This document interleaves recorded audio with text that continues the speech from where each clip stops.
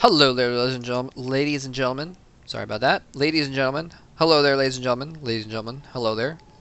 This is Mole Trap. And this is game 4. Game 4 of this best of 7 series between Whiteraw and DIMAGA. And, so game 1. Oh man, you know, I cast those games this afternoon, and I'm going to have to think a second to remember what happened in game 1. That's really strange. I can remember what happened in game 3, though. Game 3 was on Blistering Sands, and that was an amazing, amazing game. Major comeback by DIMAGA.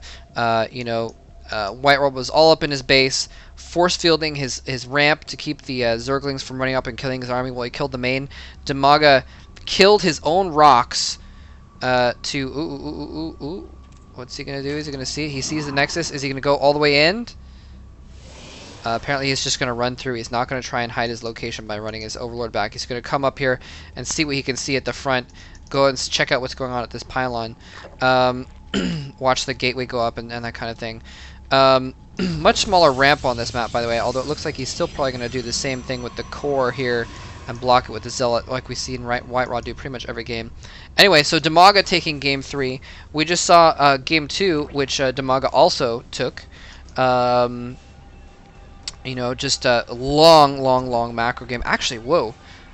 I just remembered that DIMAGA did a Baneling bust on game 1 also. So DIMAGA's up 3-0. Wow, okay. That changes my mind completely about this match. This means that this is do or die for Whiteraw here on game 4. This has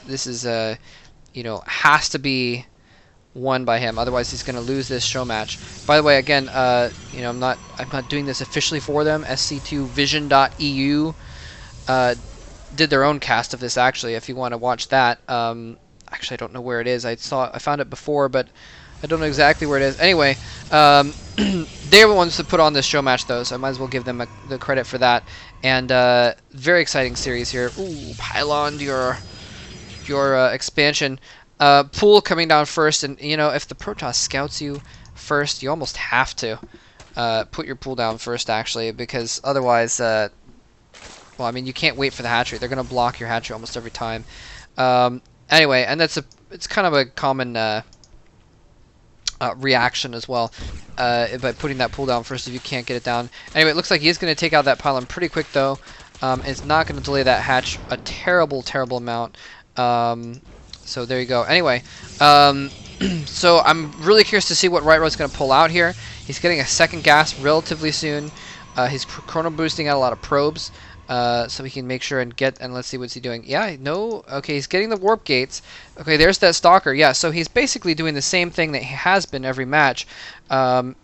He might need to chrono boost that stalker out, actually, if these Zerglings try and put on some pressure. He could attack that gateway, and if the Zealot comes out to hit him, whoa, he's going to fall back to that gap. Whoa, this is a little bit precarious for Whiteraw. He needs to get that stalker out here pretty quick. I'm really worried about his rally, actually. He needs to rally it.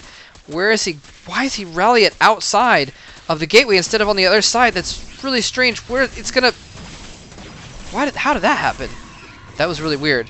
Why? Maybe it was because the Zerglings were in front. It spawned out here. That was really strange. Or maybe he changed the rally at the last second. But it looked like his rally point was out here. Very strange. Anyways, he's actually going to now turn and put some pressure back on DIMAGA. Now that he's got a stalker and a Zealot, he killed off those some of those Zerglings, and so it's going to be on DIMAGA now to defend a little bit. He's just gotten his second queen up. He's getting his creep tumor, so again, pretty much the same build here, but he doesn't really have anything to deal with this situation here. Just a single Zergling and a queen. We could actually see a quick victory from Whiteraw here. If he's able to do a lot of damage with this group of units, just a very small group of units, just a couple Zerglings popping out. He needs to have some more Zerglings. 10 Zerglings en route. A couple actually get in the way. Queen survives. Queen manages to get up the ramp, and these Zerglings are going to plenty take care of these units. Actually, well, not on creep. They're going to have a hard time. He might be able to pick off that. Yeah, he's going to pick off that Zealot, who turns around to buy his stalker a little bit more time to run away. And putting up an expansion. Ooh, that's kind of ballsy there. He's gotten warp gates up. He's got a third warp gate now. He's putting down a lot of sentries. I think that's a good move, putting down those sentries. Get them out early. There's not quite enough Zerglings that he needs to, really get some Zealots down to block. So getting those sentries out, they're going to be pretty effective in blocking off this smaller number of Zerglings because I think he knows that DIMAGA has to drone up after that attack. you know, he needs to drone up at that point. Baneling nest going down. Very interesting. Anyway, morphing his lair at the natural expansion as well, by the way, interestingly enough. Possibly to get more hit points out of it. The hatcheries are 1,500 hit points now, but I don't know how much the lairs are, but they're a little bit more. I think they're... well, we'll find out in a moment. Anyway, so yeah, White Raw making those sentries early so that they can save up energy, and then getting the meat troops out afterwards. So there we go. Lair is 2,000.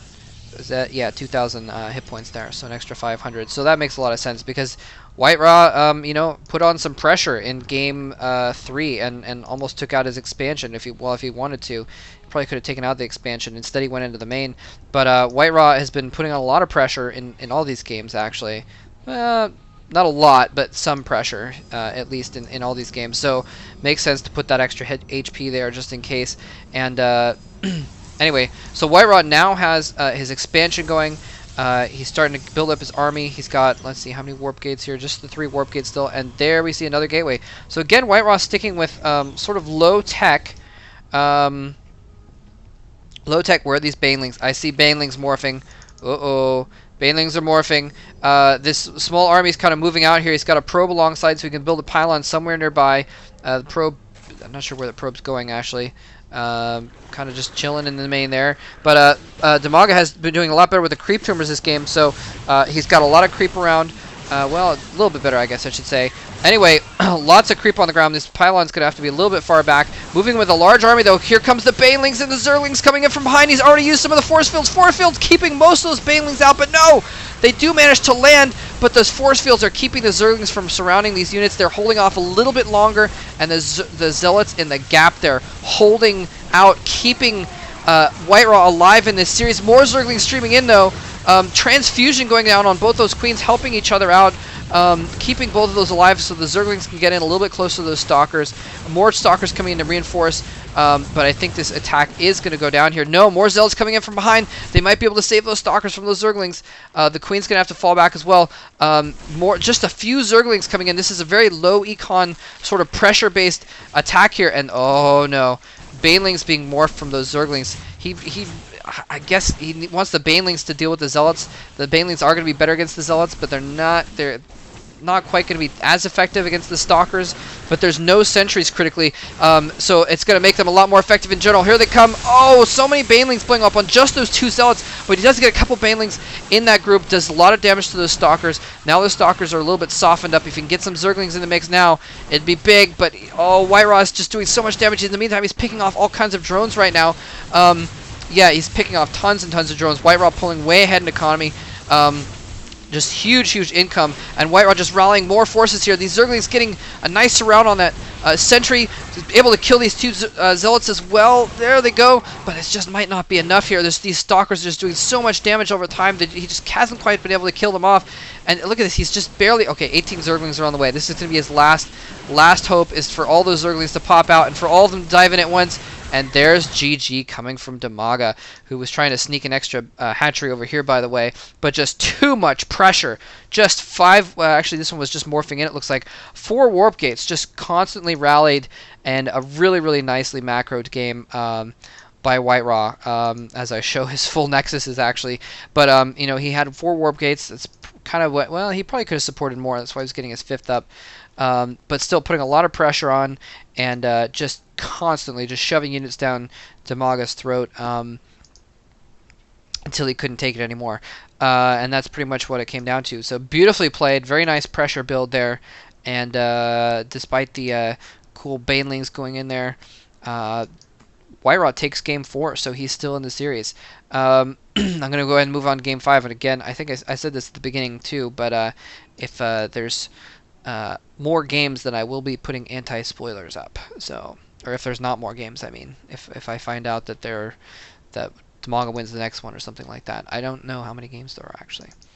I have a suspicion, but I don't know. Anyway, hope you guys enjoyed that game. Thanks very much for watching.